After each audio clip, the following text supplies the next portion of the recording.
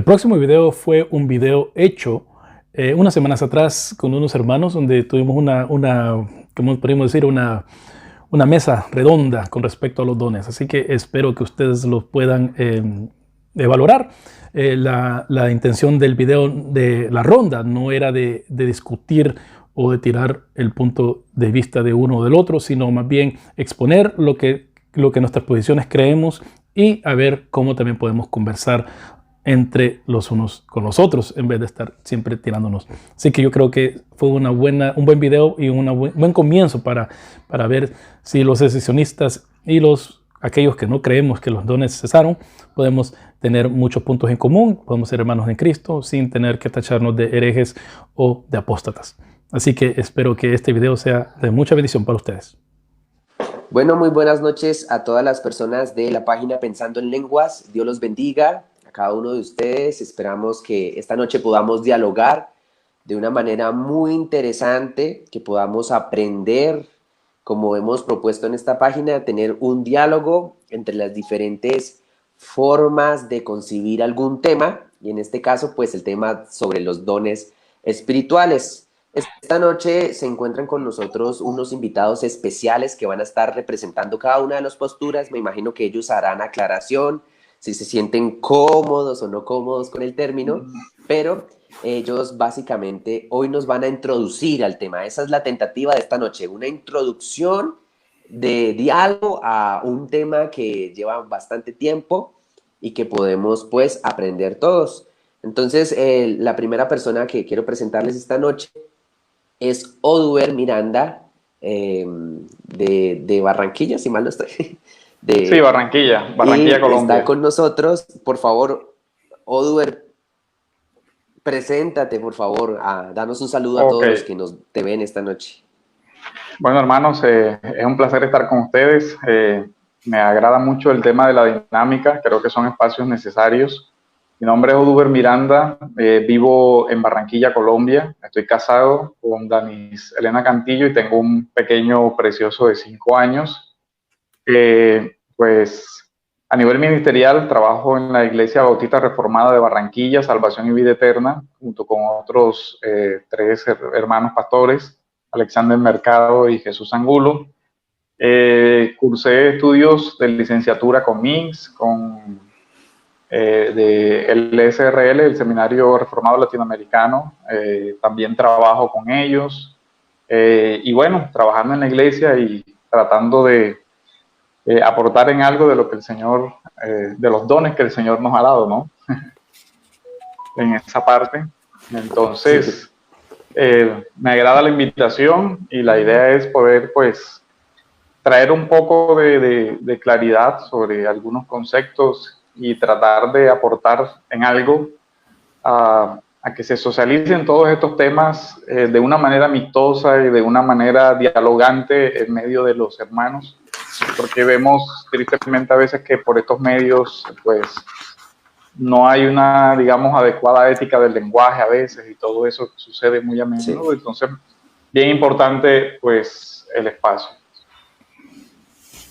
Vale, Oduber, muchas gracias por presentarte. Va a ser el exponente esta noche acerca del cesacionismo y esperamos pues que nos expliques y nos aclares, pues en las redes sociales se prestan para todo. Aparte, acerca de la postura de los dones, está con nosotros esta noche Kenson. Y por favor, Kenson, salúdanos a todos los que te siguen y a los seguidores de la página. Amén, es un gusto poder saludarlos, hermanos y amigos. La verdad me pareció bastante interesante la propuesta de poder compartir, ¿no? De poder conversar, ya que estos temas, como lo decía nuestro hermano, son temas que se prestan básicamente para unas actitudes poco éticas y es difícil, ¿no? Es difícil porque las redes sociales te dan un anonimato. Pues bien, mi nombre, tal como lo dijo nuestro hermano Manuel, mi nombre es Kenson, estoy sirviendo en una iglesia pentecostal, soy pues parte de ese grupo de trabajo ahí con los hermanos en diferentes áreas de discipulado. Actualmente estoy por estudiar una pequeña maestría en el CBTS y hace unos meses logré terminar un diplomado de estudios teológicos en el Seminario Bíblico William Carey. Así que aquí estamos esperando aprender, porque yo les decía a los hermanos y amigos de la página, yo a lo que voy es aprender tanto de una postura como de la otra, ya que la mía se encuentra, por decirlo así, bueno, luego vamos a hablar de eso, ¿no? Entonces vamos a aprender. Yo creo que vengo en el modo que muchos están acá, aprender, y nos vamos a edificar, es lo más importante. Listo. Kenson, muchas gracias por estar, igual a Oduber. Y bueno, con nosotros una persona muy querida también en las redes sociales, Luis, que ha aceptado muy amablemente también estar con nosotros. Por favor, Luis, yo creo que muchos ya te conocen, pero preséntate para los que no, por favor. Bueno, yo soy Luis Alberto Jovel, soy originariamente de El Salvador, ahí donde nací, pero después crecí en Estados Unidos, donde está toda mi familia, con la que crecí, mi mamá y mis hermanos, parte de mis hermanos. Y a los 17 años, porque estaba en la iglesia reformada, y un hermano llegó y me profetizó que yo iba a ser pastor en un lugar lejos. Es una cosa bien rara, porque tanto en la iglesia reformada de América estaba yo, tenía 14 años, y alguien me dijo, hermano, usted va a ser pastor.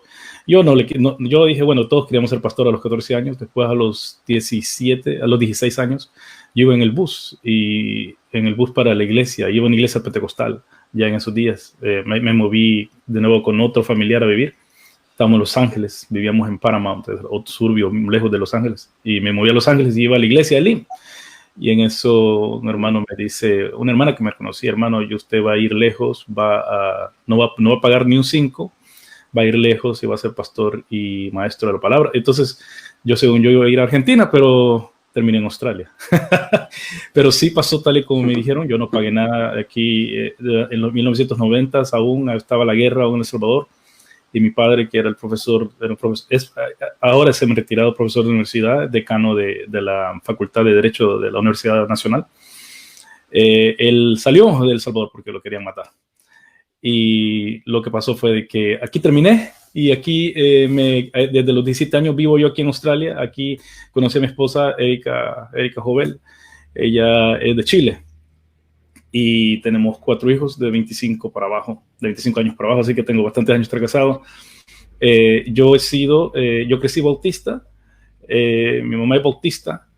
Nosotros, yo en Estados Unidos fui a la reformada, a la bautista, y después aquí en Australia fui a la pentecostal por primera vez en mi vida.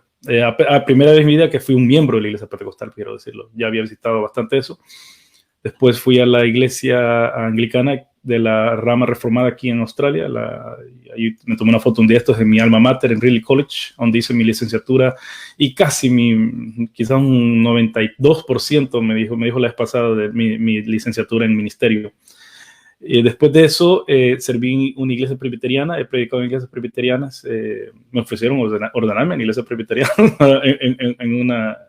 porque aquí en Australia no hay muchos pastores presbiterianos, y estaba predicando en 3 iglesias presbiterianas cuando estuve pastoreando en el campo. Tengo un posgrado en ministerio, y actualmente estoy aprovechando que también he tenido he estado involucrado en esto. Estoy haciendo unas clases, y con visión de hacer una tesis dentro de Kerigma seminario. Ahí es donde estoy estudiando. He optado a estudiar ahí, porque aquí en Australia también puedo estudiar, y aquí en Australia es gratis. Aquí es gratis, uno no tiene que pagar. Bueno, paga, pero después en los impuestos, pero para que yo pague eso tengo que ganar el doble de lo que estoy ganando ahorita de lo que trabajo.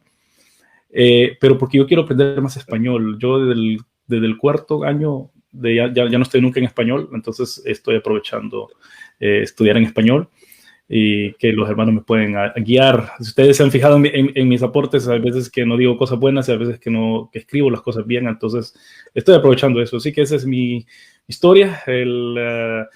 Cuando dijo hermano Manuel de que aquí son para jóvenes, bueno, yo ya no soy. Yo me acuerdo cuando yo era joven, yo el lunes cumplo 47 años, así que ya voy casi por los 50, así que yo ya no me siento tan joven. pero Todos somos jóvenes hasta los 100. Hasta los 100, bueno, pues le agradezco de que me hayan tomado en cuenta para poder hablar de la posición de que sí, que yo creo que Manuel se acuerda cuando él me preguntó de que quería que pusiera que hablara del continuismo, y yo le dije, bueno, a mí no me gusta ese término, pero sí, pero después vamos a poder hablar. Sí. Vale, entonces estamos listos, todos están expectantes en este momento, más de 50 espectadores, queriendo escucharlos a ustedes, queriendo saber de lo que ustedes piensan y aprendiendo todo de primera mano como debe ser, escuchando los exponentes serios de cada parte como debe ser. Y esto es algo que nos interesa muchísimo, no solamente los memes ni las personas que son troles y todo esto deben ser las fuentes de información y foco nuestro. Así que esta noche vamos a tener 3 rondas. Cada ronda el exponente va a tener, en la primera ronda van a tener 15 minutos cada uno. En la segunda ronda van a tener 5 minutos. Y en la tercera van a tener nuevamente 5 minutos. Y la cuarta ronda, que es un añadido, es la recomendación de libros que nos puedan dar. Ustedes que han caminado más que nosotros, nos puedan acompañar, libros que los han acompañado, pues a sus puntos de vista. El orden va a ser, como ya lo he mencionado, va a ir primero Oduber, luego va a ir Kenson y luego va a ir Luis. Y vamos a iniciar pues nuestra primera ronda. El tiempo, por cuestiones de calidad, va a ser cronometrado, no sé si se ve, va a ser cronometrado para que podamos respetar también a los demás, respetando su tiempo, que es importante, empezando desde ahí. Entonces, la primera ronda, la ronda número 1, va a tener 15 minutos y empieza Oduber con su presentación acerca del punto de vista del cesacionismo, presentándolo a nosotros para que nosotros podamos aprender. Y pues voy a intentar dejarte solo en la cámara para que puedas y empezar cuando tú quieras. Ok. Déjame pongo mi cronómetro también para tener aquí una guía. Bueno, hermanos, ¿de dónde viene el término cesacionismo o por qué se utiliza? Normalmente este término se comenzó a utilizar en las confesiones reformadas, tanto Westminster como la Confesión Bautista, donde se dice claramente que los modos anteriores como Dios habló han cesado. Eso está en el capítulo 1, en el párrafo 1. Digamos que esa es la definición general. ¿Qué se entiende por cesación de los dones? Básicamente el tema es que hay una estructura dentro del plan de redención que corresponde a diversas etapas en las cuales cada una de esas etapas estuvo representada por ciertas señales que eran distintivas. El cesacionismo plantea de una forma simple que ciertas señales, como son las de los dones extraordinarios que corresponden a la profecía, a los dones de una persona de sanar a voluntad, todo eso correspondieron a la etapa tanto del primer pacto como del nuevo pacto hasta la época apostólica. Yo quisiera comenzar, digamos, esa sería como la definición básica. Quiero comenzar la reflexión también leyendo el texto del Génesis. Y algunos dirán, ¿y qué tiene que ver el Génesis con el tema del cesacionismo y todo esto? Pero ahora vamos a hacer la conexión. Cuando el Génesis habla, dice, en el principio creó Dios los cielos y la tierra estaba sin orden y vacía, y las tinieblas cubrían la superficie de las aguas, y el Espíritu de Dios se movía sobre la faz de las aguas. Nosotros vemos que en esa narrativa el Génesis relata un estado de desorden inicial, una acción transformadora del Espíritu Santo y un orden final. De ahí que el cesacionismo entiende que hay una estructura o un orden, que el ministerio principal del Espíritu Santo se traduce en pasar del caos al orden. En ese sentido, yo creo, sin poder justificar toda la exégesis, que ese es el modelo que Pablo está siguiendo cuando en 1 Corintios 14:30 habla de que en la iglesia se haga todo decentemente y con orden. Entonces, refiriéndose evidentemente al que la iglesia debe reflejar tanto el orden divino, especialmente declarado en las Escrituras para su liturgia, como el orden creacional. De tal forma que partiendo de ese punto, creo que es pertinente entrar a entender cuál era la situación en la comunidad de los corintios. Cuando uno entra a Corintios, ve enseguida una gran cantidad de dificultades que uno podía calificar como desorden. Hay rivalidades, hay problemas de inmoralidad, hay problemas de herejía, algunos niegan la resurrección, hay problemas con la idolatría, hay problemas con las comidas, en fin, hay una cierta cantidad de conflictos. Dentro de ese marco entra entonces el tema de los dones. Lo que a mí me deja entender que parte de los dones, o los dones mal entendidos en ese aspecto serían parte del problema. Pablo en Corintios, en el capítulo 3, versículo 1, dice: así que hermanos, yo no puedo hablarles como a espirituales, sino como a carnales, como a niños en Cristo. Usa un término de niñez. La metáfora es la de una persona que va de una etapa a otra, y ahí ya va un aspecto importante. Él dice después, cuando llega el capítulo de los dones, retoma ese punto de la niñez, en el 13:11, y habla de cuando yo era niño. O sea, Pablo habla de sí, pero entendamos que se está refiriendo, se está poniendo como un ejemplo, una referencia, pero la metáfora es precisamente refiriéndose a la iglesia. Dice, cuando yo era niño, hablaba como niño, pensaba como niño, razonaba como niño, pero cuando llegué a ser hombre, dejé las cosas de niño. O sea, cesó una etapa, comenzó otra etapa en su vida, ya, digamos, hay un desarrollo progresivo y comienza a pensar. Dentro de la exégesis que yo sostengo del pasaje, ese hablar, pensar, es una referencia que él usa para el don de hablar, o lenguas, pensar la profecía y todo lo demás. Obviamente no tengo el tiempo para desarrollar todos los argumentos, pero dentro de otro aspecto también el cesacionismo interpreta que las lenguas son idiomas en el sentido de una estructura lingüística con una semántica, con una sintaxis, con unos fonemas claramente comprensibles. De tal forma que esas manifestaciones o señales deberían ser entendidas incluso por una persona que no tenga el Espíritu Santo, es decir, por una persona incrédula o no creyente. Porque es un don precisamente en esa época de la comunidad de Corintios, que eso es una señal dirigida a un no creyente. Eso de acuerdo a lo que dice el capítulo 14, cuando habla de 22, así que las lenguas son una señal, un semion, un signo para los incrédulos, no para los creyentes. En el mismo texto también Pablo más adelante cita o hace una cita indirecta de Isaías 28, 11 al 12, que es una cita no textual, una cita implícita dirían otros, que dice que en la ley está escrito, hablaremos que a ese pueblo Dios le hablará en lengua extraña.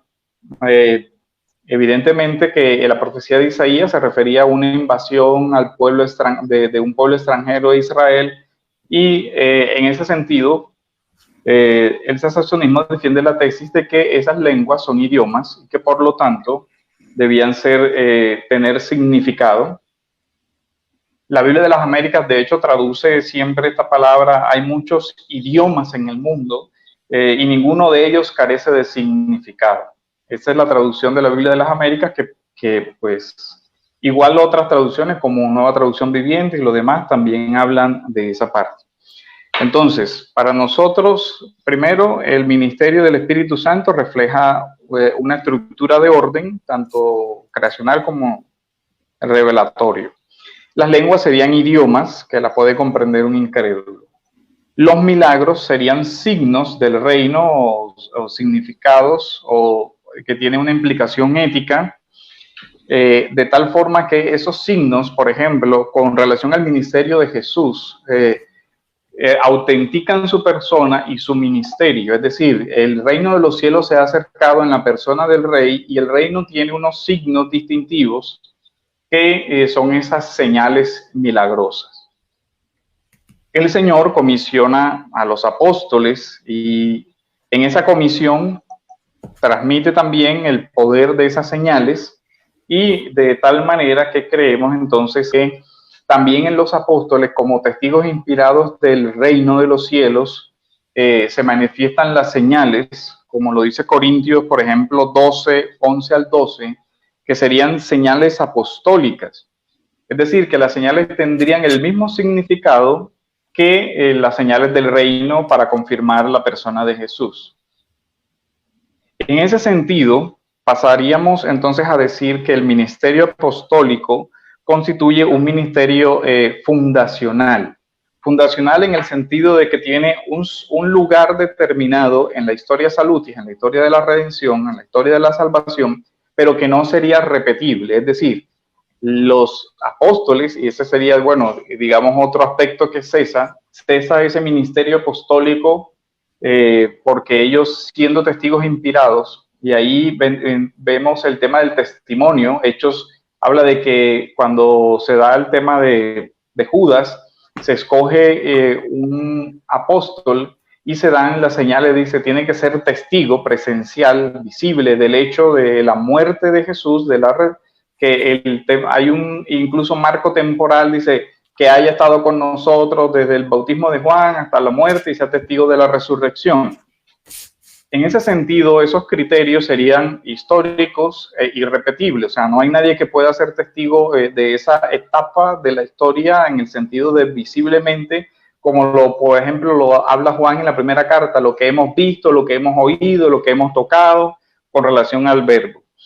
Entonces, desde ese punto de vista, el cesacionismo sostiene, si el ministerio que era autenticado por esas señales deviene en haber sido reemplazado o haber cumplido su misión, ya no hay necesidad de esa misma forma de vida o de esa misma forma de expresión del ministerio. ¿Por qué? Porque el apóstol, que es una figura de representación jurídica, y en esto, de acuerdo a lo que explica, por ejemplo, José Grau en su texto sobre el fundamento apostólico, el apóstol viene de una cuestión aramea que es el shaliach, el representante, que a figura actual sería más o menos así como un abogado. Y entonces enviado o mensajero se determina más por la partícula de quién es enviado. O sea, es enviado de Jesucristo, es decir, Jesucristo directamente le comisionó. En ese sentido ya creemos que eso no es repetible, y por eso entonces decimos, ok, lo que acompañaba a las señales apostólicas no puede ser repetible. Por último, creemos que, o yo comparto la posición de Primera de Corintios 13 sobre el tema de Cesarán, que está evidentemente en ese momento histórico de la escritura de la carta, está en futuro, cesarán las lenguas, cesarán todo eso, pero que hay una pequeña parábola o comparación que es la de la niñez. Cuando yo era niño, pasaba a la adultez, y esa parábola la interpreto como una etapa diferente en el transcurrir de la etapa de la iglesia, y en ese sentido, estando todavía vivos los apóstoles y estando todavía abierto el canon, entonces la madurez vendría a ser, o la madurez relativa de la iglesia, porque sabemos que la madurez efectiva o total, consumada, será la segunda venida, pero que sí hay una línea o una división entre un periodo apostólico y un periodo posapostólico. Ahí me apoyo en el texto de Jaime Sudet, que escribe un texto de reconstruccionismo apostólico que me parece que hace un análisis muy interesante, que no puedo explicar tampoco. Y por último, creo que ya se me está acabando el tiempo, creo que me queda un poquito más. Este tema de Corintios, entonces, digamos que yo comparto en rasgos generales la interpretación que hace Walton en su texto de cesacionismo, pero con unos matices diferentes. O sea, yo creo que por la parábola que tiene de niño adulto, y que Pablo dice, cuando yo era niño, ya no. Evidentemente que Pablo no está hablando de una madurez completa, porque hay otros textos bíblicos donde Pablo habla de ese tema, y que la metáfora se referiría no a la persona de Pablo, sino a la iglesia como cuerpo Ahí uso la analogía de Efesios 2, donde él habla de la iglesia como el varón perfecto que es asimilado y todo eso, de tal forma que esos serían, digamos, muy sucintamente los argumentos principales del cesacionismo. Queriendo hacer al final una aclaración, cesacionismo no es igual a antisobrenaturalismo, es decir, no es que nosotros creamos en un universo cerrado que no permite la intervención de Dios en su creación o la actuación directa, que sería de pronto la definición de milagro, donde no es una causa secundaria natural, sino una causa primaria sobrenatural que actúa. En ese caso nosotros lo que decimos es, no hay una persona que tenga la facultad de usar a su criterio, decir, yo sano, o yo profetizo, o yo todo este tema. Lo que nosotros creemos es que esa forma o esa causa instrumental de Dios ya cesó. No quiere decir, de nuevo insisto, que no aceptemos que Dios pueda obrar hoy milagros como respuesta a la oración de una persona, o que Dios haga una actuación sobrenatural, como a veces de pronto se malinterpreta el término diciendo que encasillamos a Dios y que Dios no puede hacer X o Y. Por supuesto que Dios es soberano y puede hacer Él directamente X, Y y Z o todo lo que quiera, pues evidentemente que no es el punto del cesacionismo. Quisiera aprovechar esta última etapa para aclarar esa parte. No es sobrenaturalismo, no es antisobrenaturalismo, no se niega la acción milagrosa de Dios. Esa sería, digamos, de manera sucinta, la exposición de las razones del cesacionismo.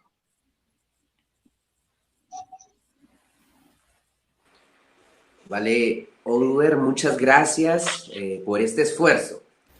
En los vivos anteriores nos hemos dado cuenta que es un esfuerzo enorme decir muchas cosas en 15 minutos. De verdad, gracias por el tiempo que te tomaste para preparar tus notas, igual a todos los invitados. Y bueno, vamos conociendo entonces qué es cesacionismo, y gracias por desmitificar algunas cosas que parecen obvias para algunas personas, pero para otros al parecer no lo son. Así que, concluyendo pues esta primer aporte, seguimos en la primera ronda y va a hacernos la presentación de una visión moderada sobre los dones Jenson. Entonces, cuando tú quieras, por favor, inicia. Muy bien. Muy bien. Bueno, hermanos, que el Señor les bendiga. Antes que todo, un saludo a todos los que están ahí conectados. Hemos sido, pues, ¿qué podríamos decir? Enriquecidos con el aporte de nuestro hermano Oduber, y creo que eso es lo que intentamos acá, juntos crecer, ¿no?, en el conocimiento mejor de la palabra y mostrar a los otros hermanos que estos temas se pueden hablar, que no hay necesidad de caer en actitudes sectarias o actitudes que dañan la comunidad cristiana o nuestra integridad propia. Son temas que no necesitamos caer en esas actitudes que no benefician a nadie. Así que, bueno, voy a tratar de aprovechar el tiempo, y como lo han señalado acá, es difícil poder ampliarnos en estos asuntos, y vamos a tratar de ser concisos. Posiblemente hayan cosas que se me escapen, y creo que los que estamos participando acá tendremos ese sentir, pero bien, antes de comenzar quiero apuntar 3 cosas. Lo primero es que este tema, o lo que estamos hablando aquí, puede haber mucha más profundidad, puede haber mucha más amplitud al respecto. Es decir, no estamos dando por sentado todo lo que aquí está, sino que puede haber aún mucho más. Al menos yo parto desde esa noción. Lo segundo es que, como mencioné al principio, el tema de los dones espirituales es uno de los temas que más controversia crea dentro de las comunidades cristianas. Sin embargo, debería ser abordado con madurez, con sabiduría y con humildad, no buscando daños, no buscando la marginación de aquellos que poseen una postura diferente a la nuestra. Y creo que poco a poco hay que ir cultivando esto. bueno, tanto en nuestras comunidades cristianas como en nuestras redes sociales. Y por último, y quizás esto pueda hacer un poco de ruido, es que el entendimiento de este tema realmente no implica algo muy fuerte en cuanto a nuestra salvación, porque no somos salvos por entender plenamente un asunto de la teología, en este caso la neumatología. No somos salvos por eso. Sin embargo, es importante y es necesario ir ampliando a la luz de las Escrituras.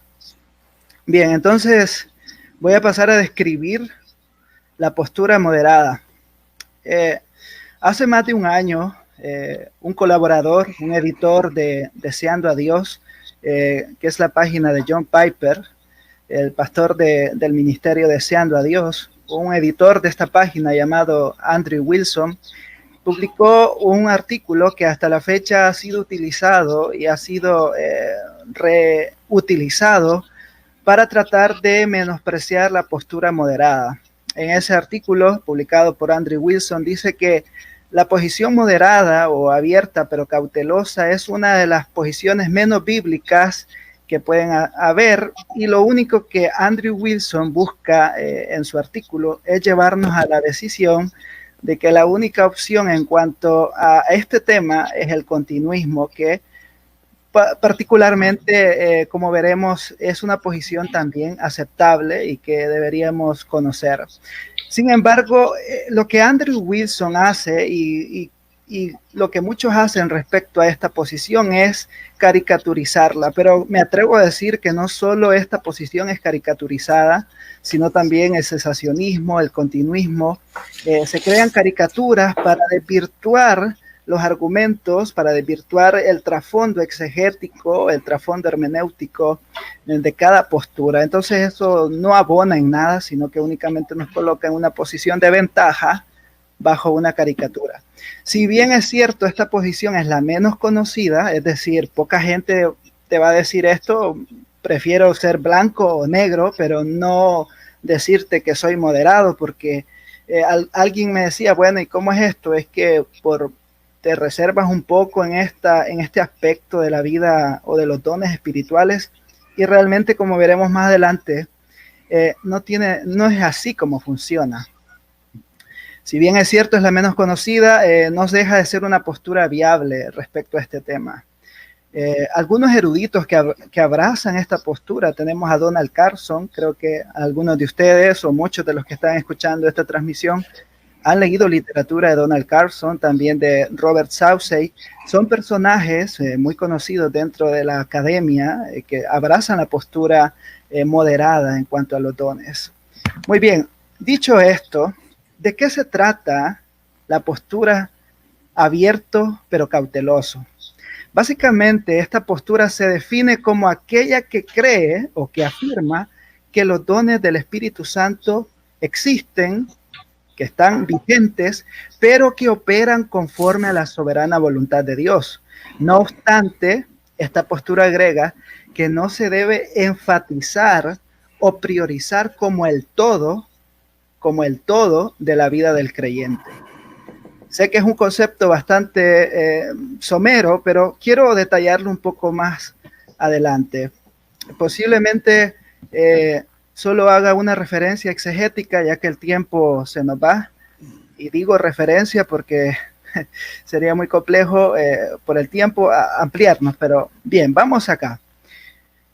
Entrando en detalle, ¿por qué se llama abierto pero cauteloso? Paso a describirlo de la siguiente manera.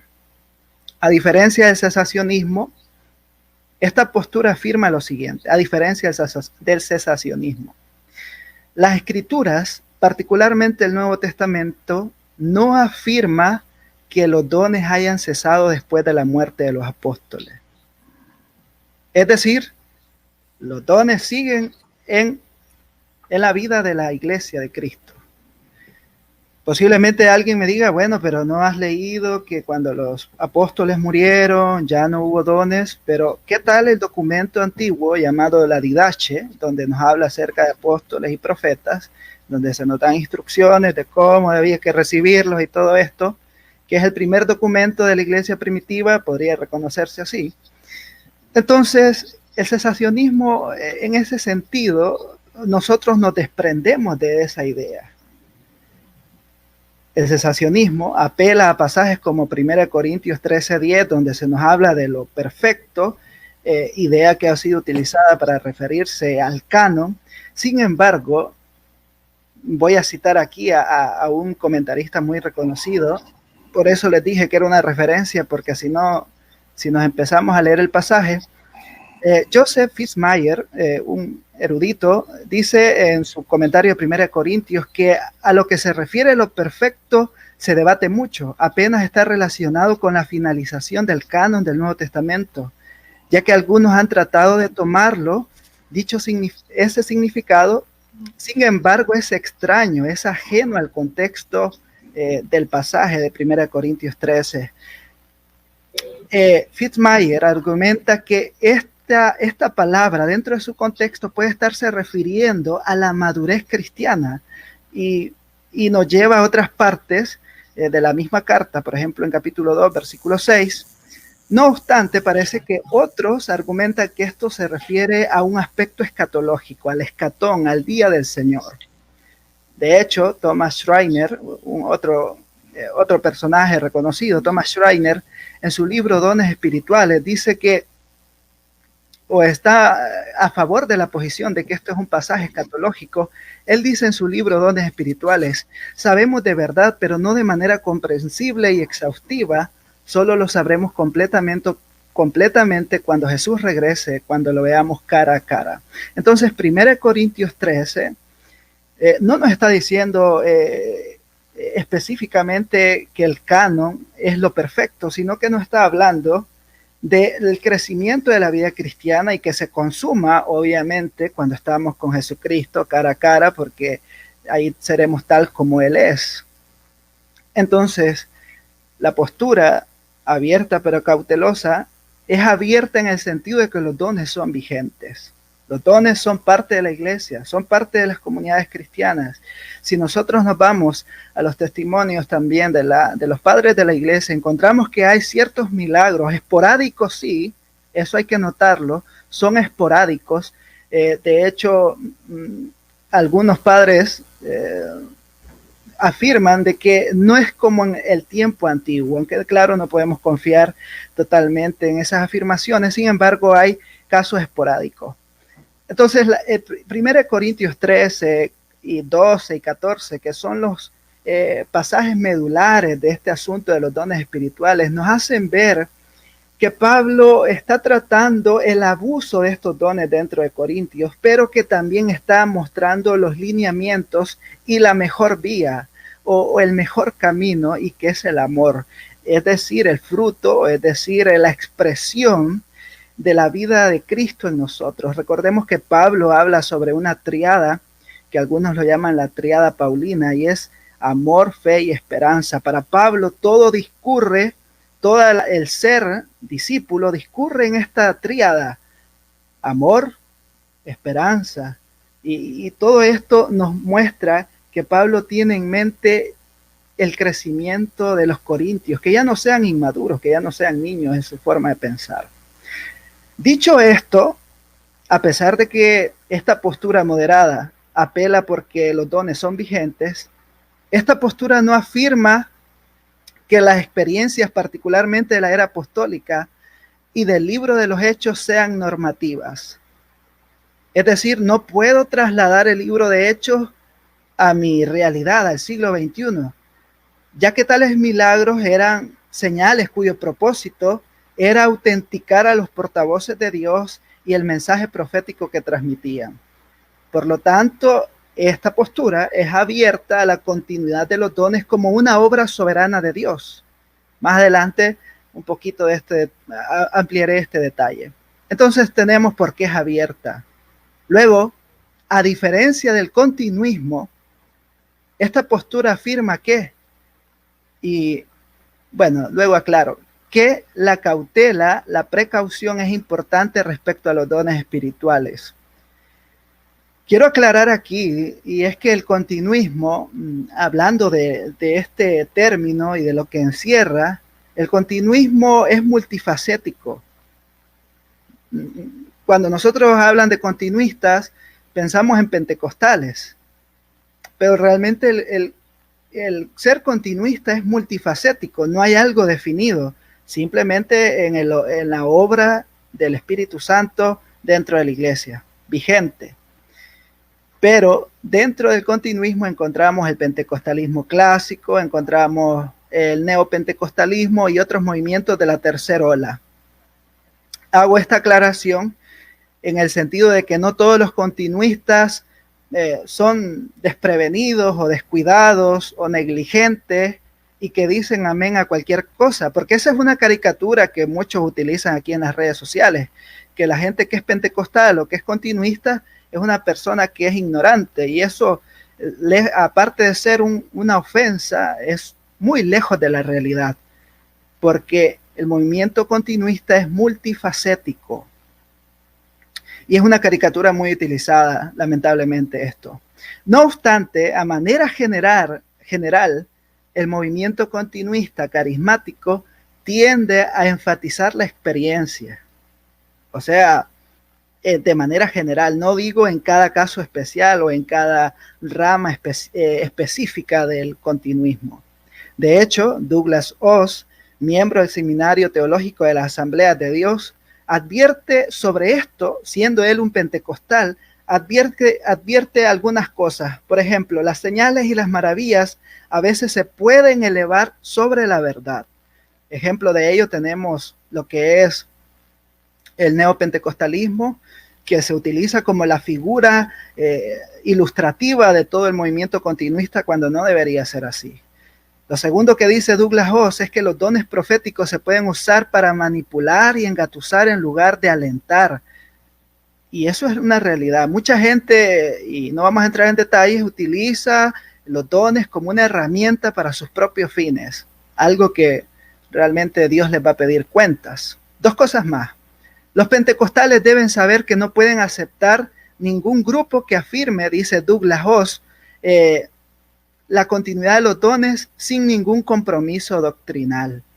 Douglas Oz está enmarcando que no solo se trata de sentir, de que me habló el Espíritu o cosas similares, sino que dice, hey, aquí debe haber un cuerpo doctrinal, debe haber un cuerpo teológico que ampare la experiencia.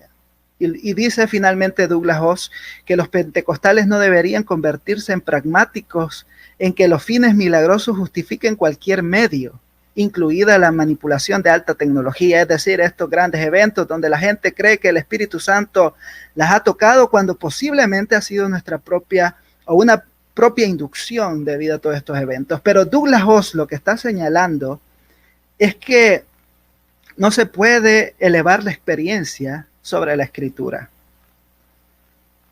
Muy bien, a diferencia del continuismo, esta posición afirma que no deberíamos exigirle a Dios que use los dones espirituales de la misma manera que lo hizo en el libro de los Hechos. Creo que la mayoría de continuistas serios estará de acuerdo con esto. Sí, el Espíritu Santo obró en ese tiempo, eso afirmamos nosotros también, pero no podemos replicar tal cual lo que ocurrió en el libro de Hechos, porque fueron situaciones específicas. El libro de Hechos es una narrativa histórica, claro, guiada por el Espíritu, y algunos dicen que este libro debería llamarse Los Hechos del Espíritu Santo, pero es una narrativa que no se convierte en norma. No es una norma que tal cual así debe seguir. Nos da un parámetro, un modelo, un paradigma, sí, pero no nos invita a replicarlo en nuestra realidad. Y esa es una de las debilidades que posiblemente, no todo el continuismo, pero sí una rama de este espectro tiene. Y es que intenta que todo lo que ocurrió en Hechos y que todo lo que hizo Pablo y que todo lo que hizo los apóstoles sea de manera idéntica en la actualidad. Y ese es un detalle que esta posición difiere. Sí, los dones existen, pero no esperamos que sea tal cual el libro de Hechos. Y por último, en este sentido, La prioridad de la vida cristiana no son los dones o la experiencia, sino el vivir para el Señor. Si nosotros nos fijamos en las palabras de Pablo y en las palabras de Jesús, encontramos un vínculo en cuanto al ser discípulo. Y precisamente no es tanto las señales milagrosas o los dones espirituales, sino que es el continuo seguimiento de Jesús. Pablo dice, imitadme a mí, así como yo imito a Jesús, parafraseando a Pablo. Entonces hay un proceso de seguir al Señor, de ir en busca de Él, de ser como Él, de vivir para Él. Entonces, en resumen, no sé cuánto tiempo me queda, para concluir, esta postura, abierto pero cauteloso, ¿cómo podría definirse?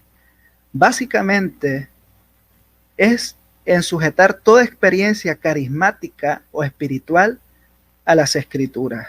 Simplemente eso, que lo que yo estoy sintiendo, experimentando, viendo, ya sabemos que Jonathan Edwards tuvo experiencia y que sacó ese libro o esa parte de una de sus obras llamada Los afectos religiosos. Todo eso debe verse a la luz de la Escritura.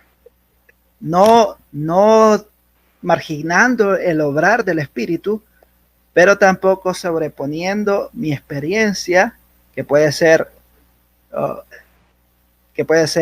trivial. Así que, perdón, creo que me pasé de tiempo. Perdón. Vale, Kenson. ¿Listo?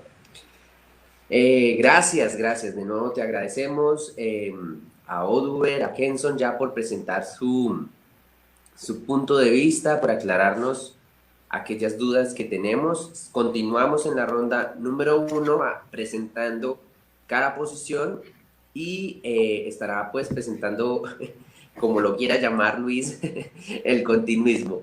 Entonces, por favor, Luis, cuando quieras.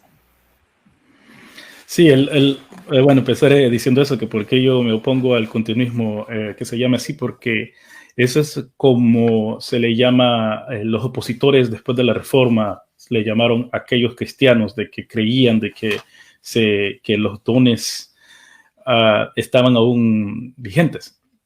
Entonces, a mí me llama la atención lo que dice, bueno, Michael Brown, que es uno de los que respondió a John MacArthur de Fuego Extraño. Pero antes de eso, Jack Beer, él escribe de que si se le da a alguien una Biblia y simplemente la tiene que leer, el personaje, tal persona no va a llegar no llega a la conclusión que los dones cesaron. Leyendo la Biblia no se puede llegar a esa conclusión. La conclusión del secesionismo tiene que ser algo aprendido, explicado posteriormente. Y yo creo que esa es una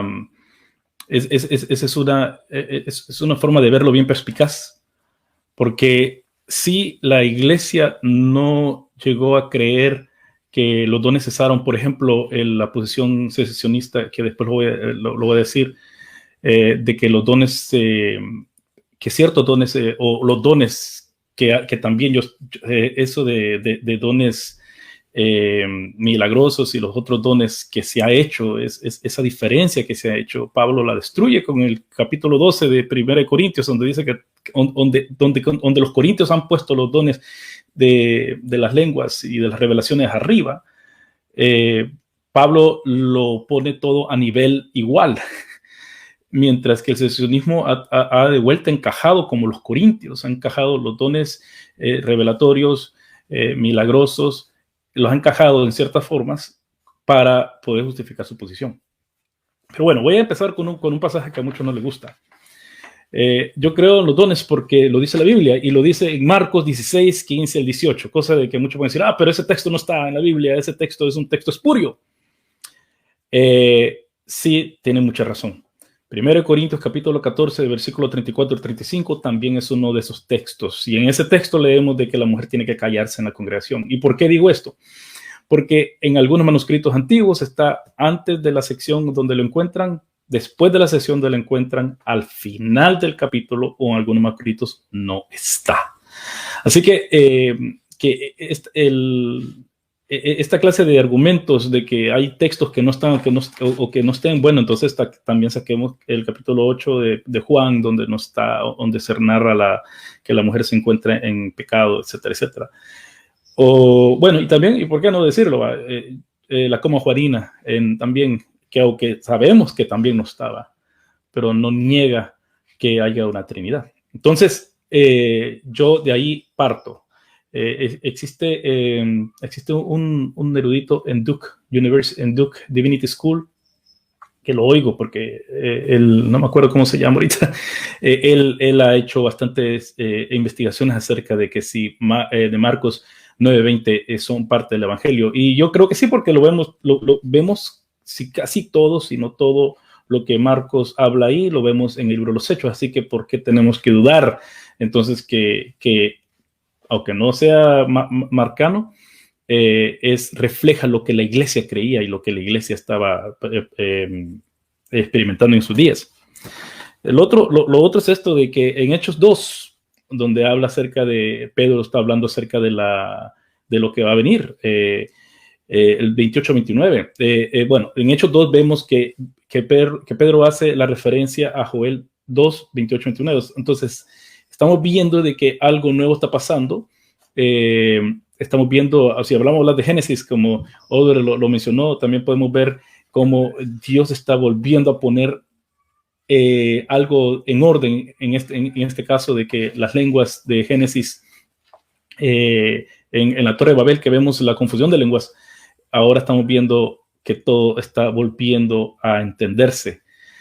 Cosa de que también yo creo que el secesionismo ha hecho el mismo error que ha apuntado Kenson con respecto a querer hacer ciertas cosas normativas, y eso lo vamos a ver después, porque en Hechos todos entienden las lenguas, pero después en Hechos 2 todos entienden, pero después en Hechos 10 y 19 nadie entiende. Y en 1 Corintios es cierto que las lenguas son para que la profecía son para las lenguas son para los incrédulos. Voy a leer un poco más ese texto. Pero también Pablo alega de que la lengua no se entiende, que nadie va a entender la lengua y que la lengua son para oración personal. Así que ahí, en Hechos, para mí es importante ver de que Hechos 2 habla acerca de lo que va a pasar dentro de este nuevo pueblo de Dios. Y si algo así, al menos las lenguas o los dones no se dan aún, no hay sueños, no hay visiones, ¿somos parte del pueblo de Dios aún nosotros? ¿O es algo que ya se quedó atrás y que no se aplica ahora? Eso es una cuestión exegética también, y también de la teología pactal, que como yo concibo la teología pactal es muy diferente como la fe reformada lo concibe. Yo lo veo más bien bajo los ojos de una teología bíblica. 1 Corintios 12:14. El 12 habla de diversidad de dones, el 13 de qué sirven si no hay amor, y el 14 cómo se administran. Esa es una forma un brachazo bien general de los capítulos. Pero sí podemos decir de que en el 13 es una apelación al amor, y el 13 habla acerca de las lenguas de ángeles, que muchos dicen que no, que es una... Yo eso lo he hecho, disculpen que voy a hablar de esto, lo dijo Bel, si ustedes ponen lenguas ángeles, ahí yo he puesto dónde está en la literatura del Segundo Templo ese lenguaje también, y dentro de la literatura del Segundo Templo. Así que por muchos años la gente creía de que Pablo está hablando un hiperbole, y no, ahora sabemos que no, que está hablando hiperbole, simplemente está hablando algo que dentro del judaísmo del Segundo Templo era un dado, no es hiperbole ni nada de eso. 1 Tesalonicenses 5:20 dice que no hay que despreciar las profecías. Este problema no solamente pasaba por lo visto, porque mucha gente dice, este problema son los corintios. No, también en Tesalónica estaba pasando eso de que habían profecías que eran rechazadas. Y después en 1 Timoteo 1:18 dice de que se habla que Timoteo recibió profecías. Ahora, si vamos a decir que a dónde están porque esa es una de las cosas que siempre los secesionistas dicen, ¿dónde están las profecías esas que habla la Biblia? Si no es profecía, no está escritura, porque siempre dicen que si hay profecías ahora hay que ponerlas atrás de la Biblia, hay que seguirle poniendo más capítulos o más, pero eso, primer siglo, la gente lo pensó así. Entonces, ¿por qué yo tengo que pensar eso? Las profecías de Timoteo yo no las veo en la Biblia, las profecías que, ¿cómo se llama?, que dieron en primera en Tesalonicenses, no las veo en la Biblia. Entonces, ¿verdad? Entonces, el concepto de profecía en el Nuevo Testamento es muy diferente, y esto sí, voy a tener que tomar 2 minutos a decir eso. En la profecía es para redarguir, para exhortar, consolar y edificar. Es muy diferente a la profecía que se da como ministerio profético. Pablo hace esa diferencia tanto en lo que respecta en capítulo 12 de Corintios, del ministerio profético y el don de profecía. Pablo hace una división, como también lo hace en lo que respecta al apostolado. Quisiera decir un poco acerca de, bueno, el apostolado, que lo puse aquí abajo, parece, lo puse una respuesta que quiero dar, pero sí lo voy a decir ahorita. Pablo, el Nuevo Testamento, que como bien dice Albert, viene de Shaliah, del arameo, a Shaliah, y también del apóstolos, que es, ¿cómo se llama?, alguien que es comisionado. Yo lo veo como un abogado, yo lo veo más como un embajador, uno que trae todo el poder del Estado para poder proclamar eso, el mensaje que tiene. Y si no se cree, entonces se está haciendo una afrenta al Estado que está detrás de este embajador. Entonces, eso es lo que somos nosotros. Nosotros somos también, Pablo en Corintios nos llama que eso es lo que somos, embajadores. Entonces, en 2 Corintios 8:23 también le llama a Tito y Timoteo apóstoles.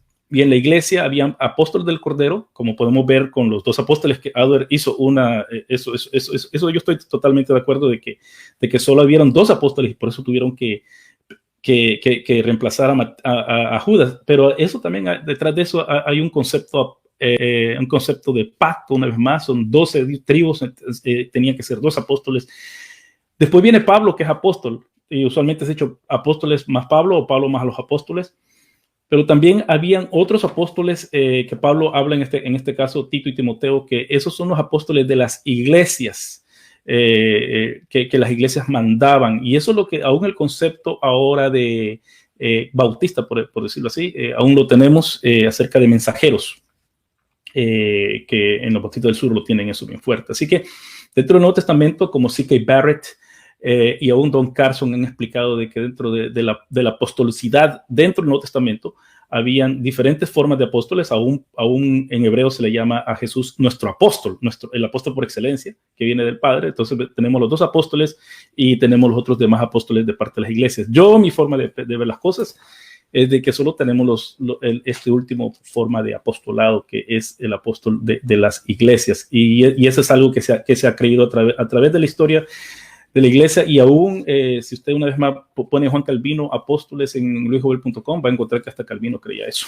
Yo ahí lo cito a Calvino. Y aún Calvino dice que si Dios en su soberanía los va a levantar de vuelta, Él los puede levantar.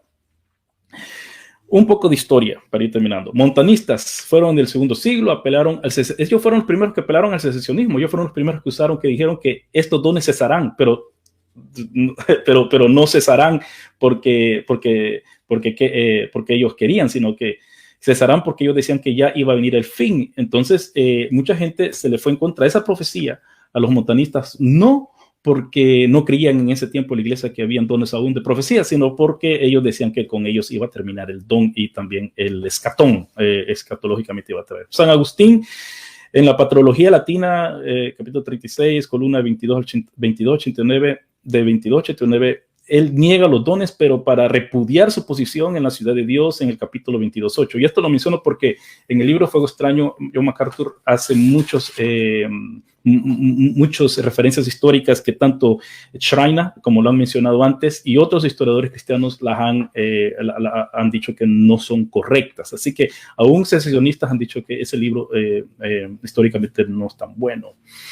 Fue Santo Tomás de Aquino que promovió el entendimiento que los milagros de Jesús fueron suficientes para que la obra de Jesús, para que se creyera la obra de Jesús, y no necesitaban más dones en el tiempo de Santo Tomás de Aquino. Así que él fue el primero en la historia que dijo eso, de que ya no se necesitaban los dones, porque ya los dones ya pasaron y eso es suficiente, y por lo tanto nosotros ya no necesitamos tener más de esas cosas. Y eso es en su comentario de Mateo 10.1, página 818, y esa suma teológica, lo hice muchas veces, pero en su suma teológica 2, sección 2.9, etcétera, porque tiene bastantes cosas. Así que, pero estos son las primeras personas de la historia. Después venimos los reformadores, vemos como Calvino también, y los demás reformadores, por los entusiastas, les decían ellos. No les decían continuistas en esos tiempos, les decían entusiastas. Ellos como una ala de los anabaptistas, ellos decían que se tenía que tener los dones, que se tenía que hablar en lenguas, tenían que tener milagros, sueños, etcétera. Hicieron muchos estragos y por lo tanto ellos rechazaron eso, pero fue Warfield en los 1800 que cristalizó el pensamiento secesionista con su libro que yo solo en inglés me lo sé, Counterfeit Miracles, o milagros mentirosos o falsos. Y también Warfield lo que está haciendo ahí está respondiéndole al catolicismo romano con sus muchas creencias erróneas con respecto a este índole de cosas. Pero también recordemos que después, cuando él escribió eso, ya había pasado el terremoto de Lisbon, que ese fue lo que, y con esto termino, eso fue lo que hizo de que el pensamiento secesionista se marcara más dentro del pensamiento europeo norteamericano, porque entonces Dios ya no oía las oraciones de la gente. Ese fue en Portugal el terremoto de Lisbon. Ok, eso sería mi aportación, mi pequeña también recuento histórico del tema. Vale, muchas gracias, Luis. Qué bueno todas esas aclaraciones que nos nutren un montón. Entonces, con esta intervención finalizamos la primera ronda. Cada uno de nuestros expositores acaban de presentar de la manera más formal que ellos encontraron su posición, o la posición respectiva. Hago un paréntesis y quiero invitar a las personas que están viendo el live. Ya superamos las 100. Si a alguno les gusta escucharlos, tienen personas que los apoyan y qué bueno por eso. Y también invitamos a que otras personas se nos unan. Entonces, por favor, si puedes compartir esta publicación, sería muy bueno para que puedan escuchar este tema tan interesante y podamos crear diálogo en las redes sociales. Cuando alguien publica un meme contra el cesacionismo, el continuismo, la moderada, eso se vuelve viral rapidísimo. Pero cuando dialogamos, no. Entonces, ojalá pudiéramos hacerlo para que más personas puedan aprender y bendecirse con esto. Bueno, ahora vamos a pasar a nuestra ronda número 2 de 5 minutos. Y es que esta ronda se caracteriza por que vamos a decir, vamos a proponer por qué. Seguramente hay personas indecisas, de esas personas que están ahí conectadas, que no se sienten cómodos, que están aquí, que están allá.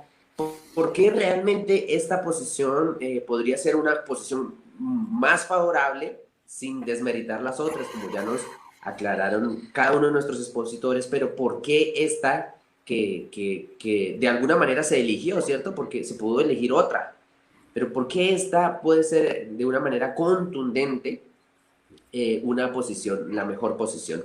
Entonces, en 5 minutos, cada uno de nuestros expositores va a decir por qué, y de repente tal vez contestar alguna cosa que dijo otro, pero con pues todo el asunto de diálogo. Y empezamos con nuestro mismo orden. Entonces, Oliver, cuando estés listo, por favor, en 5 minutos, conteste.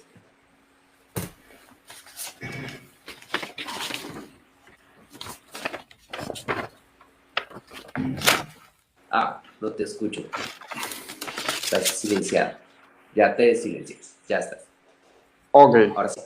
Bueno, el primer punto sería, para los efectos de la espiritualidad cristiana, la centralidad de la escritura, que es uno de los lemas de la Reforma, la sola scripta, que va muy relacionada con lo que Pablo dice también en los Corintios, el hablar, oraré con el espíritu, pero también con el entendimiento, lo cual me lleva a pensar que lo que yo debo buscar, trabajar en la vida espiritual, no es ninguna experiencia como tal, sino la comprensión de la revelación, y que esa comprensión de la revelación se traduzca en un vivir cristiano, en un andar cotidiano, que se expresa, según el mismo texto de los Corintios, en las tres virtudes que son la fe, la esperanza y el amor. Y precisamente dice, permanecerán estas tres. Por lo tanto, nosotros creemos que la espiritualidad debe centrarse en la escritura, y la escritura muestra que el gran mandamiento es precisamente el amor. El énfasis entonces en el amor, creo que da un énfasis en la vida cotidiana muy personal, porque el amor a Dios no es el amor a una idea, sino la relación con una persona. También porque guarda de los peligros que tienen que ver con el misticismo, porque creemos que esa postura abre a una gran cantidad de cosas que son realmente peligrosas para la iglesia. La otra es que muchas personas, por ejemplo, sienten una gran cantidad de culpa y todo lo demás porque no ven esas experiencias en su vida, y quizás tratan de fabricarlas y todo eso, y genera unas dificultades. Con relación a lo que comentaron los otros hermanos, sí, estoy de acuerdo con lo que dijo Joel, de que el Shalia también puede representar un embajador, pero lo que nosotros afirmamos ahí es que la figura del embajador o del apoderado, que es Shalia, incluso en la literatura rabínica, yo podía comisionar a alguien para que se casara a mi nombre, lo cual quiere decir que el poder que él ejercía era limitado, es decir, estaba condicionado a las facultades que le habían sido previamente conferidas. Por ejemplo, hay shalías tanto en el Antiguo como en el Nuevo Testamento. Eliezer fue un shalías de Abraham, un comisionado de Abraham que lo representaba en las tratativas de la escogencia de su esposa, y hablaba como si fuera Abraham. Y esa es la idea. Los apóstoles, por eso el Señor dice, por ejemplo, quien los rechaza a ellos, a mí me rechaza. O sea, ellos hablan a mi nombre, lo que es palabra de ellos es palabra del Señor. Entonces, en esa figura de representación, nosotros creemos que nadie tiene la misma comisión. Creemos evidentemente que sí hay la posibilidad de que una iglesia comisione a alguien, pero evidentemente estaría la comisión a nombre de la iglesia. Incluso nosotros vemos en Hechos el caso de que comisionan a Pablo y a Bernabé una iglesia, pero va a nombre de la iglesia, pero ya él era apóstol. O sea, entonces no es que la iglesia lo esté invistiendo de la autoridad apostólica, porque ya la tenía, pero sin embargo va a ejercer una misión específica de esa iglesia. Con relación, digamos, al comentario de Marcos, yo no soy testus receptista, pero creo que el texto es inspirado, o sea, Marcos 16, pero incluso hago notar que habla en pasado y que hace un fuerte énfasis en el tema, está en el contexto de la comisión discipular, y los primeros a los que le estaba dando la experiencia eran los apóstoles. La parte de Babel, sí, precisamente creo que Hechos 2 es un precedente importante, porque ahí se puede ver que son lenguas humanas. Hay varios autores, por ejemplo, hay un libro francés de Parlar en Langue que hace un estudio exegético de todas las veces que aparece la expresión lenguas, y la conclusión de la autora es que siempre se refiere a idiomas que pueden ser traducidos. Entonces, ahí hay un aspecto interesante. Hay una gran amplia bibliografía que habla de que Corintios se refiere a idiomas. Mi tesis en Corintios es que Pablo no estaba presente, por ejemplo, entonces él no podía decir que la experiencia era falsa o verdadera. a él le van con las noticias, se le comentan, está sucediendo X, Y, Z, mira, lo que hacen es esto. Y para mí, Corintios habla de una lista de chequeo. Por eso hay unas imágenes, por ejemplo, donde se habla de la flauta, la citara, la trompeta, de tal forma que dice, si dieren sonido incierto, ¿quién se prepara para la guerra? Entonces, para mí lo que está sucediendo es que Pablo da una lista de chequeo. Miren, si el don es este, se entiende, es un idioma, se puede traducir, se puede interpretar. Pero lo que ustedes están haciendo es esto, no se entiende, no se puede traducir, no se puede interpretar, y la conclusión de Pablo es cállese. Entonces, desde ese punto de vista, si Pablo estuviera seguro de que es una manifestación del Espíritu Santo, yo también estoy seguro que Pablo no se atreve a decir cállese.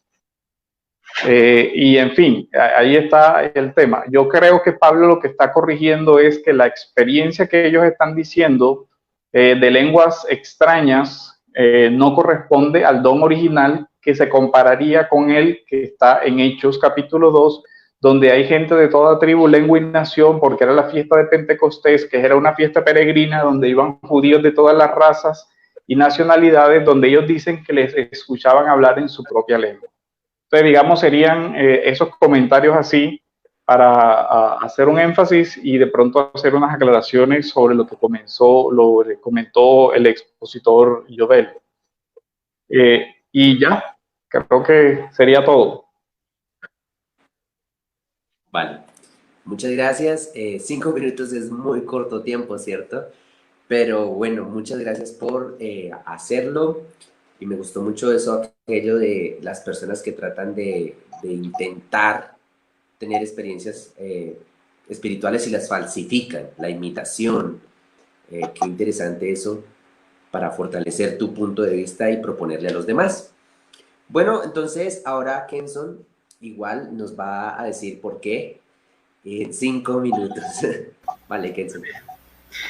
Muy bien, vamos con los 5 minutos. Es difícil poder, repetimos esto, ¿no? Pero leí unos comentarios acá de que tuviéramos un poco más no leí la palabra, pero más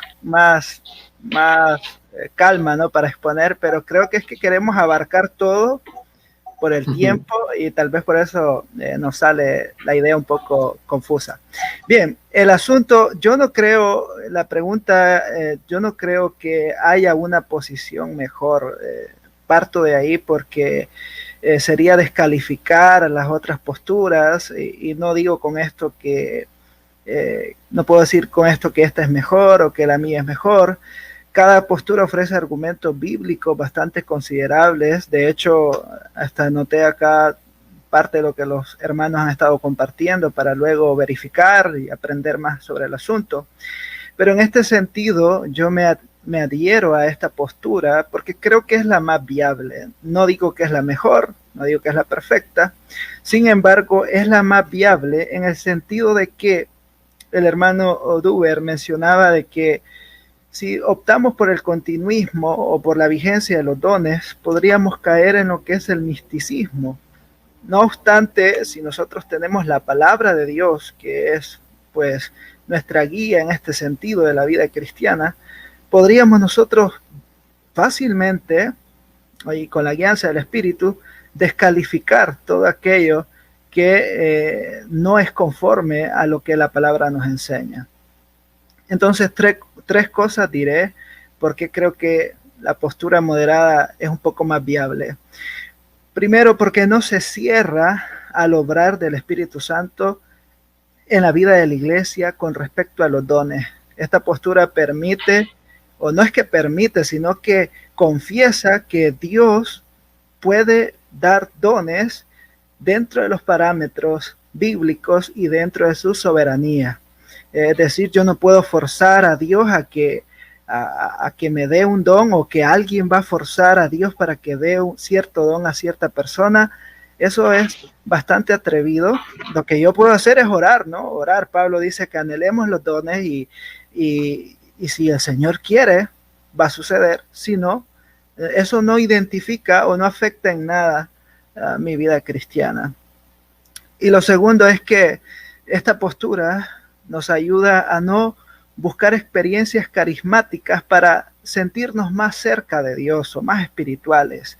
Mucha gente vive con ese estigma de que porque no ha sentido, no ha experimentado, y con esto de las redes sociales se ven tantas cosas fenomenales, por decirlo así, y dicen, yo nunca he experimentado eso, nunca lo he sentido. Entonces, esta postura nos dice, hey, tranquilo, si Dios quiere, eso va a ocurrir en tu vida. Eso no define nuestra relación con el Señor. Si yo tengo este don, o si yo poseo este don de parte del Señor, no afecta en nada el tenerlo o no tenerlo, sino que mi relación depende únicamente por medio de lo que Cristo ha hecho en la cruz del Calvario, esa obra perfecta que me ha dado pues reconciliación con Dios. Y por último, esta postura busca entonces establecer que la iglesia, el cuerpo de Cristo, sea dirigido por el Espíritu y la palabra de Dios. Y eso es lo que se va buscando, que el Espíritu y la palabra de Dios nos dirijan. Hay un autor llamado Robert Kendall que escribió acerca del último avivamiento. Kendall es continuista, es una fusión extraña entre soteriología reformada y continuismo. Y él propone que el último avivamiento es ese, el avivamiento es palabra y espíritu. Y es bastante interesante la propuesta que él hace en ese sentido. Volviendo a la respuesta, esta postura es viable porque nos permite tener al Espíritu Santo obrando de manera soberana y a la Escritura guiándonos para identificar aquello que no es conforme al carácter y a la voluntad revelada de Dios. Nada más. Vale, Kenson, muchas gracias. Bueno, siempre los del medio tratan de proponer un balance, ¿cierto? Esto es el argumento pues más fuerte que yo noto aquí, y gracias por ello. Entonces vamos con la última participación de la ronda 2, que es Luis, quien también nos va a contestar la misma pregunta en 5 minutos. Ya.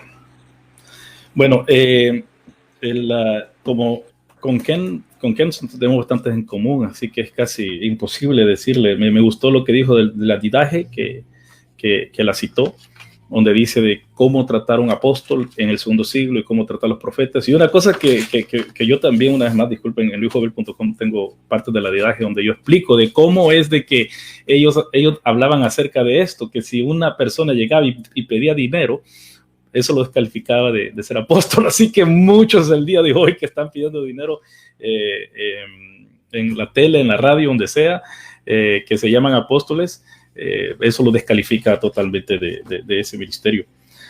Sí, hay casos esporádicos de cómo durante la historia el Dios ha derramado, por decir así, su espíritu una y otra vez, y no es algo consistente, pero como San Agustín dice que es porque la gente no cree y por la carnalidad de la gente, no es por... Y aquí es donde entra la cosa de la soberanía de Dios. Si alguien creía en la soberanía de Dios era San Agustín, hasta se le ha culpado últimamente de maniqueísta por esa posición.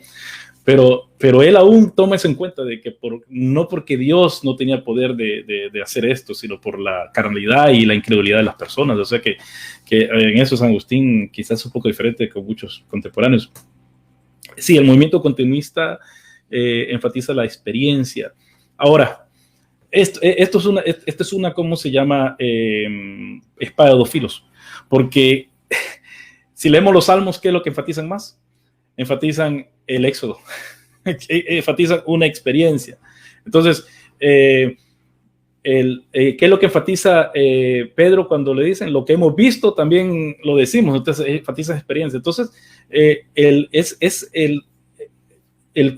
secesionismo, como he dicho, tomó fuerza después de la Ilustración, y ahí es donde con David Hume y con ese pensamiento de que las experiencias son muy subjetivas, por lo tanto no tienen que tomarse en cuenta, de ahí es donde viene ese rechazo de la experiencia dentro del secesionismo, que yo creo que es una buena respuesta. Yo creo que quiso traer, bueno, Hume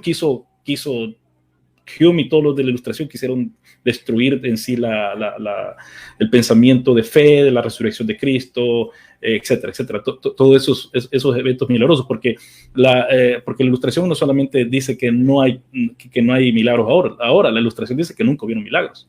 Entonces se fueron al otro extremo.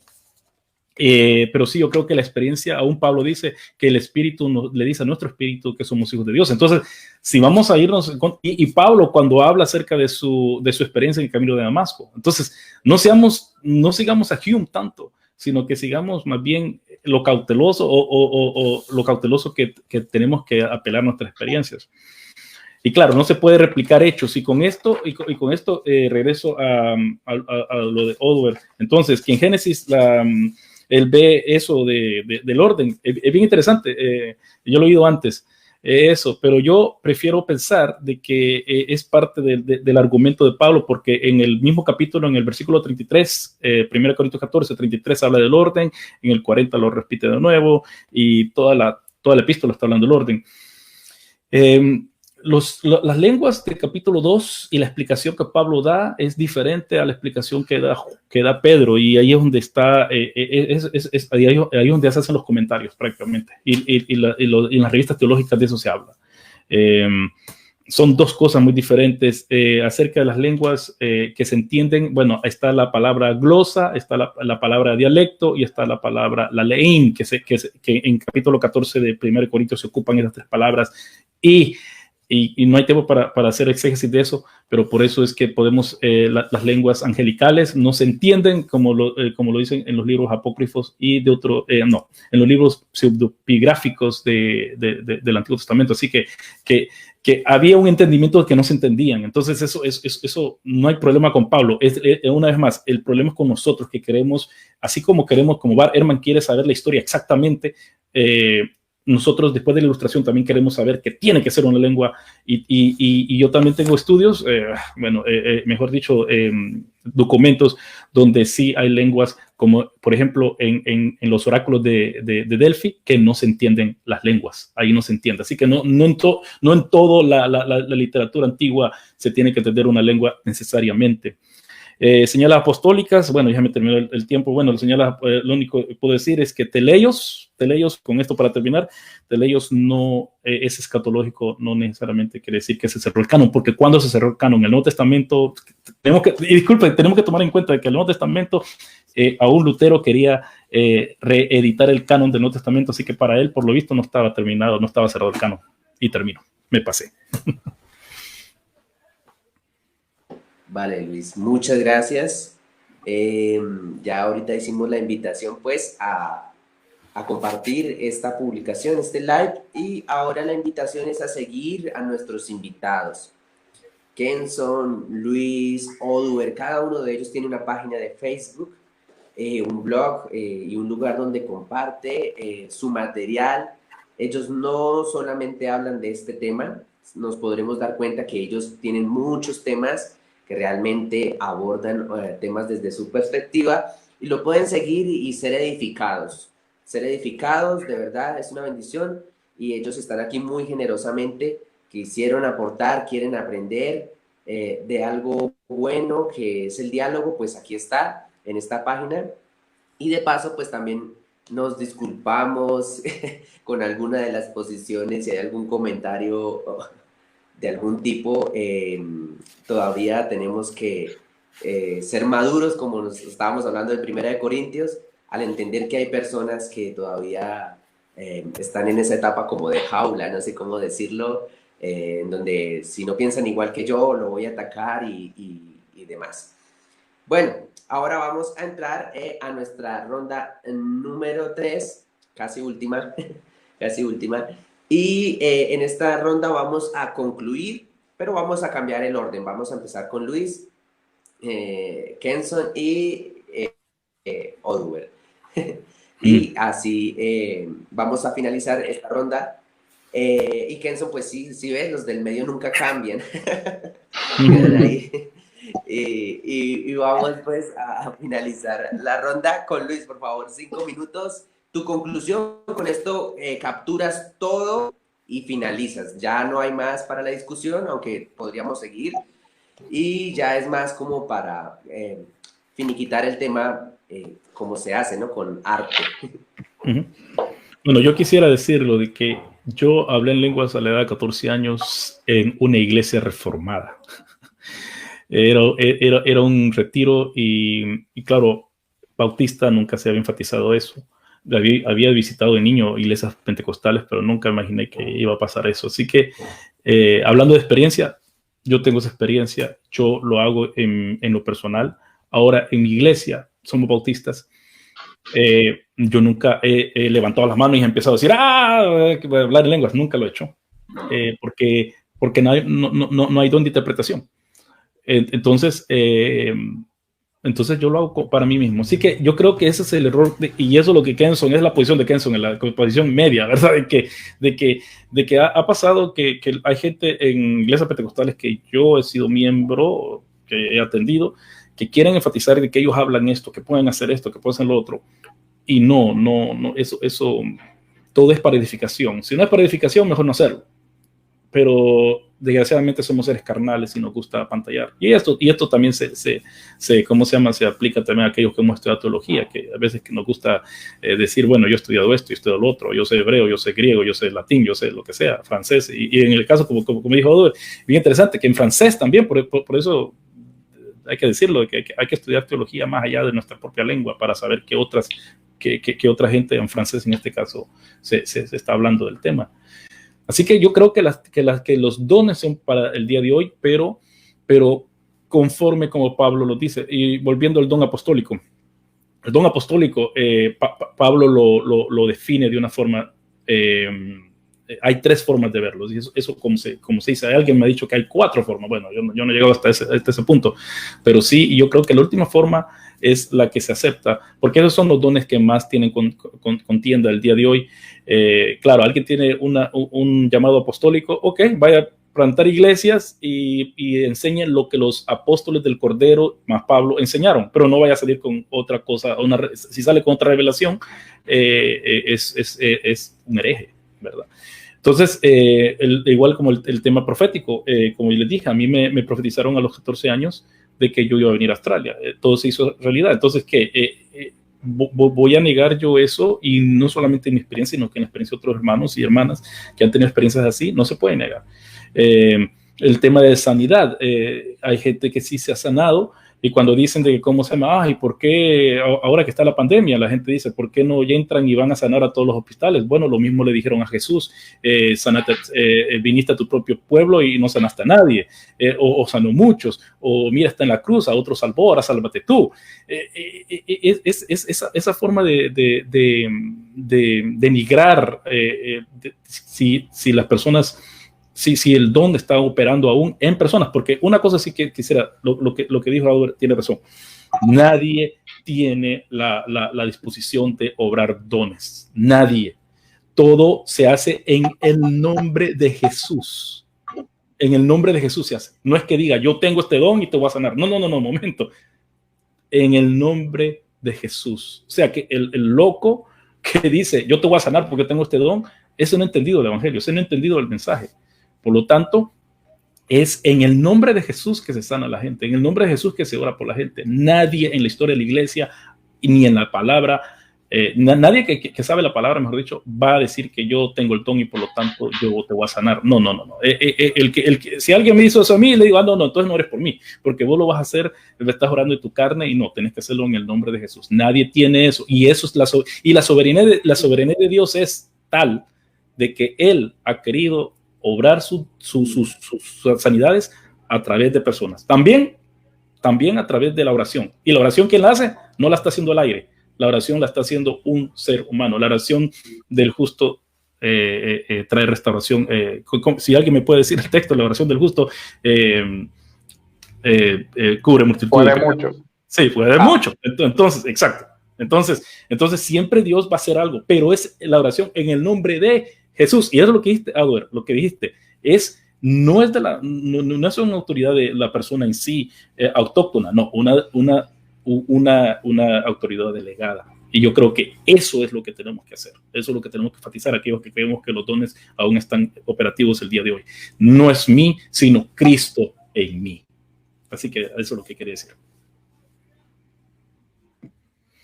Vale, Luis, gracias por esa conclusión pastoral. Y de paso, les voy diciendo a todos, como nos hemos tomado unos minutos de más, Luis, tú continúas en 1 o 2 minutos, vamos a hacerlo así, conclusión y recomendación del libro de una manera muy corta, un libro que nos quiera recomendar.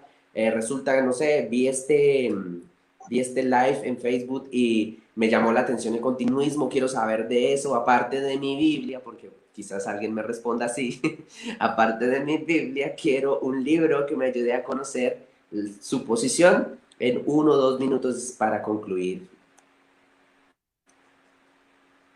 Ahorita una sola vez. Bueno, yo desgraciadamente, yo solo leo en inglés casi. Hay un libro por Artie Kendall que se llama Fuego Santo, ¿verdad que sí, Kenson? Parece que es el que Fuego Santo. Es un libro bien accesible. Es un libro que al principio le empieza a tirar a los seccionistas, ¿no? Eso me llamó la atención porque yo creía que iba a ser más conciliatorio. El que dice, él cuenta de que tú crees en la Biblia, sí, pero no crees que 1 Corintios 12, 14 aún está vigente. No, entonces no crees, no eres solo escritura. Así como lo que dijo Odo es bien interesante porque sí, se cae en el caso de la sola escritura, que si creemos en una profecía que nos da, y ese dicho, como dicen los memes, si la profecía va conforme a la Biblia, entonces ¿para qué la vamos a oír? ¿Verdad? Sí, pero la Biblia nos dice que nos santifiquemos, pero si la profecía dice, yo veo que estás caminando mal y que tenés esto, y lo dice más específicamente, yo creo que se tiene que tomar en cuenta. Pero un libro que yo, desgraciadamente no existe, y ha sido la respuesta a Warfield, es sobre la cesación de la carismata. Este libro es por John Ruthven. Este libro es la respuesta definitiva para mí del ¿cómo se llama? De Warfield. Y es más grueso que el de Warfield. Y el propio Ruthven y otros dicen de que por qué no lo citan, porque este libro de plano demuela a Warfield.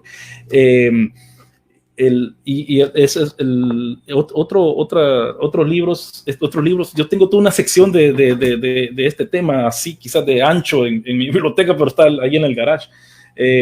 Pero también hay un libro de, ¿cómo se llama? De Gary Shogren, que él aporta, pero es en inglés una vez más, pero Gary Shogren ha traducido el artículo que él escribió acerca de que cómo los dones llegaron hasta el 3er siglo, que estaban operativos hasta el 3er siglo. Y si usted, una vez más, disculpa Manuel que lo diga, pero una vez más está en luisjovel.com, si usted pone Gary Shogren, dones espirituales, le va a salir, es un PDF que Gary Shogren lo hizo disponible. Ese libro es gruesísimo, donde le responden a que se llama no estamos, es la respuesta a John MacArthur, Fuego Extraño, no tenemos miedo al fuego, se llama el libro en la traducción, We're not afraid of the fire, we're not afraid of fire. Entonces, si ustedes van a eso, esos serían 2 puntos, pero este libro sería, y hay un libro en español, si no me recuerdo, los libros, son los dones el día de hoy, 4 puntos de vista. Yo creo que esto está en español también, así que está editado por Stanley Gundry y Wayne Grudem. Yo creo que este sería un libro para como lo que estamos haciendo en este momento, un libro que pueda darnos más a nosotros un entendimiento de cada quien, no solamente condenarnos, mandarnos al infierno, decir que no creemos en la Biblia o decir que no creemos en el Espíritu Santo, porque todos creemos en el Espíritu Santo. Desgraciadamente es como la iglesia, el gran cisma del 1054, que el catolicismo romano o la iglesia occidental cree de que el Espíritu que el Espíritu viene del Padre y el Hijo, mientras que el Oriente cree que solamente viene del Padre, y eso fue lo que nos desunió a todos. Vale, Luis, muchas gracias. Bueno, Kenson, concluyes y por favor inmediatamente también nos recomiendas un libro que pueda hablar un poco acerca de esta posición moderada, y tienes 7 minutos para todo eso. Muy bien. Bueno, ¿cómo concluir? Creo que concluiría con unas palabras de Galileo Galilei, aunque no tiene nada que ver. Pero Galileo Galilei dijo, sin embargo, se mueve. Es por si move. Es decir, la realidad espiritual pareciera que la alcanzamos, pero a la vez no. Sin embargo, está ahí. Es algo latente en los evangelios, en las escrituras de Pablo y toda la escritura.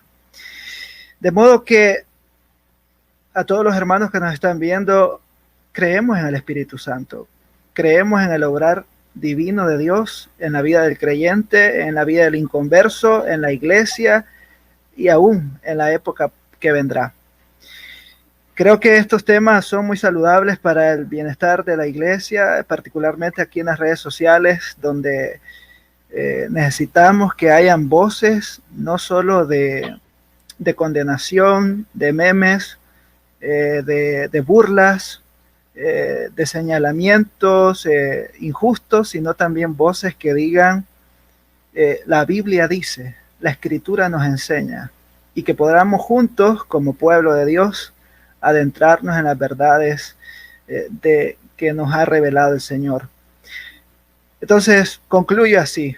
El Espíritu Santo está en nosotros, con nosotros y sobre nosotros. Y la palabra de Dios nos dirige cada día por medio del Espíritu. Palabra y Espíritu son cosas que el creyente nunca debe apartar de sí. Bien, esa es mi breve conclusión. Ha sido un tiempo bastante enriquecedor y justamente yo también iba a recomendar el libro que el hermano Jovel ha recomendado, el de Wayne Grudem. Es un libro titulado en español ¿Son vigentes los dones milagrosos?, que son 4 perspectivas acerca de lo que es los dones milagrosos. Se parte del cesacionismo, llegando hasta lo que conoceríamos como la tercera ola o el neopentecostalismo, que ahí se habla con mucho más detalle. Y el segundo libro que quisiera dar como referencia es Manifestaciones del Espíritu de Donald Carson. Realmente ahí se hace una exégesis amplia de 1 Corintios 14 y Carson no tiene reparos en hacer pues justicia al texto. Yo creo que es un libro que tanto cesacionistas como continuistas deberían leer de manera muy seria. Leía por ahí que éramos 2 contra 1, realmente no. Realmente no hemos estado en contra de nadie, ni éramos 2 contra 1, sino que simplemente yo, como una postura moderada, tomo de aquí y tomo de allá, así que no sé si explicarme. Y por último, el último libro que les quisiera recomendar es antiguo, de hecho fue editado en 1998. Se llama Cuando Dios se mueve, de John Armstrong. Este pastor es un pastor bautista y él relata que de pronto tuvo una experiencia carismática, no de esas que vemos ahí, que todas extrañas en las redes sociales, sino algo que él describe muy interesante, cómo el avivamiento espiritual se dio en su iglesia, de jornadas de oración, de jornadas de bautismos, porque había una convicción de pecado, y quizás en otra oportunidad podamos hablar acerca de lo que es avivamiento, pero es un libro muy interesante que nos despeja, nos quita muchos paradigmas que tenemos por esa cara un tanto mal representada por parte del pentecostalismo, que necesita, y por eso qué bueno que hay estas páginas serias, necesita ser lavada, no necesita ser, y así como el cesacionismo también necesita presentarse como lo que es, no caricaturas y utilizarnos de manera despectiva. Bien, entonces esos son los 3 libros que quería recomendar y nada más. Vale, Kenson, muchas gracias. ¿cómo lo digo? Oduber, gracias también en especial porque tú cumples la palabra del Señor que dice que nos envía en medio de lobos. No, mentiras. La página pues es continuista, somos pentecostales, la mayoría, los editores, y tú muy generosamente tú accediste y de verdad agradezco mucho esto que dice mucho de ti, dice mucho de lo que eres, de lo que representas, y gracias, gracias, te agradezco. En especial por esto, por lo que están diciendo en los comentarios de 2 contra 1. Y te tocó la gran responsabilidad de cerrar el diálogo. Tú eres el que va a finalizar este diálogo, igualmente dándonos una conclusión. Ya no es discusión, sino conclusión. Y recomendándonos un libro para aprender de ti. Por favor. Ok. Bueno, como recomendación, a mí hay un libro que me gusta mucho, que tengo por acá, Robert L. Thomas, Entendamos los dones espirituales. Es también un comentario de la Primera de los Corintios, del 12 al 14. Hay uno de Frank Benoit, que se llama No por ignorancia.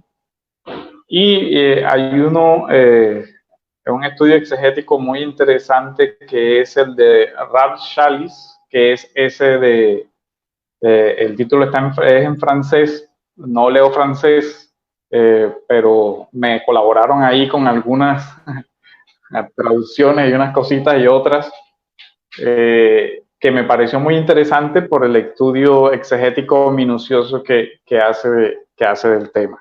Eso como a nivel de representaciones, digamos, bibliográficas.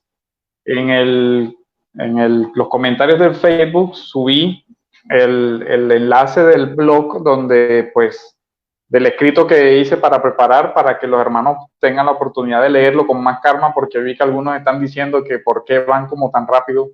Y es verdad, uno va como metralleta para tratar de abarcar lo que mayor puede.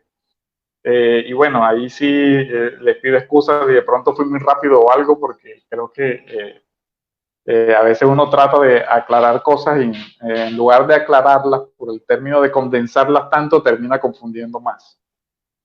En general, pues la conclusión, ya no tanto sobre el tema, sino de la importancia de estos espacios.